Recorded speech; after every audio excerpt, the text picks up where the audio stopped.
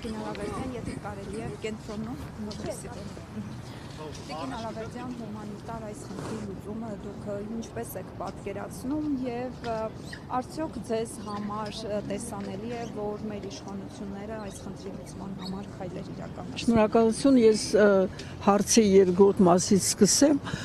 Այսպես չէ, որ Հայաստանը առաջին անգամ է ապրում այսպիսի վիճակը, այսինքն երբ որ մենք ունենում ենք բավականին շատ անհայտ կորածների, որոնց անգամ մենք թիվը չգիտենք, դա ինքնին արդեն այսպես ասած լրացիալ եւ պասիվության արդյունք, որպես արդյունք հանցագործություն է, իսկ երկրորդը հայտնի արդեն դարձած ովքեր որ գտնվում են անազատության մեջ։ Եթե մենք վերցնում ենք թե այս ակտիվությունը եւ որը ես ողջունում եմ, պետք է հստակեցնեմ, ես ունեմ հիմնավոր կասկած, որ ոչ միայն չի անում Հայաստանի Հանրապետության կառավարությունը իր պարտականությունները չի կատարում, այլև խոչընդոտում է այդ տվյալ դեպքում այդ օրինակը, որ հանդիպումը տեղի չի ունեցել, դա հստակ Հայաստանի Հանրապետության կառավարության մեղքն է։ Էլի եմ ասում, դա այդ պիսի խոչընդոտումը միայն նշանակում է մի բան, որ Հայաստանի Հանրապետության կառավարությունը, կրկնում եմ, ոչ միայն չի անում իր պարտականությունները չի կատարում, այլև խոչընդոտում է այս ծնողների գործունեությանը։ Խնդրեմ, նայեք, ուրեմն ես սկսեմ ոչ տիպային, բոլորը սկզբից խոսում են քաղաքական, ռազմաքաղաքական ղեկավարության մասին,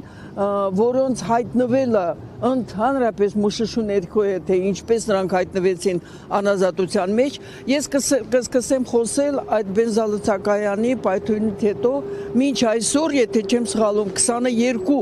անհետ կորած, այսպես ասած, մարդկանց մասին, տեսեք, հայտնի է, դարեր շարունակ զբաղվում են երբ որ անհայտ կորածներով, չի լինում, որ մարդ անհետ չլինի եւ դրա համար գոյություն ունի ՄԱԿ-ի կոմիտե, որը այդպես էլ կոչվում է բռնի անհետացած անձանց իրավունքների պաշտպանության կոմիտե։ Ես հստակ գիտեմ, որ այդ կոմիտեին Հայաստանի Հանրապետության կառավարությունը չի դիմել։ Եթե ուզում եք մեկ օրինակ, կարելի է դա շարունակել, բայց ես ասեցի դա հստակ, որովհետև չի լինում այդպիսի բան, որ 22 հոգի հոտս ցնդեն, չկա այդպիսի բան։ Դա նշանակում է, որ Հայաստանի Հանրապետության կառավարությունը անգամ չի դիմում այն միջազգային այն մարմիններին, որոնք որ կարող են այդ հարցում գոնե ինչ-որ մի բան անել։ Մյուսը որն է։ Մյուսը նա է, որ այդպես հայտնի բան է, անհայտ կորածների ծնողները ունեն իրավունք իրազեկված լինեն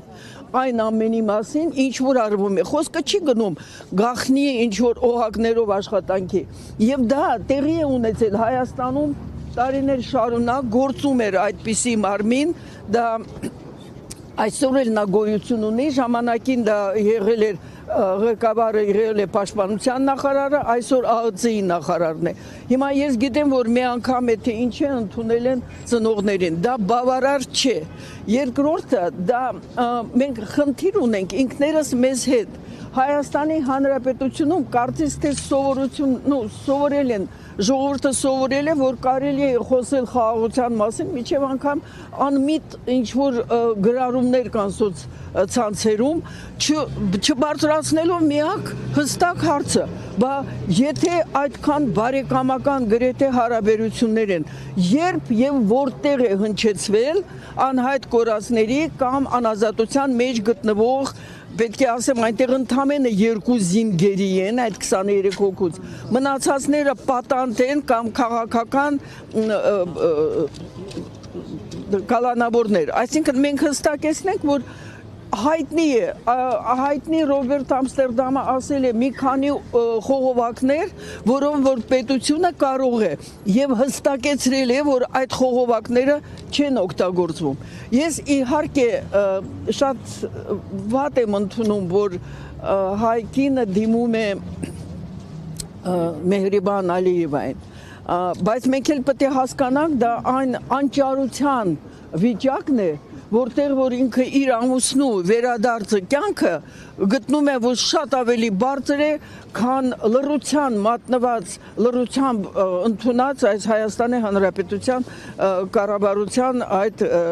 դիրքորոշումը։ Եվ հստակեցնեմ, մարդու իրավունքների պաշտպանությունը չի ճանաչում որևէ քաղաքական կամ աշխարհաքաղաքական պատճառաբանություն։ Երկիրը պարտավոր է եւ կրկնում եմ, մենք անցել ենք այդ ճանապարհը տարիներ շարունակ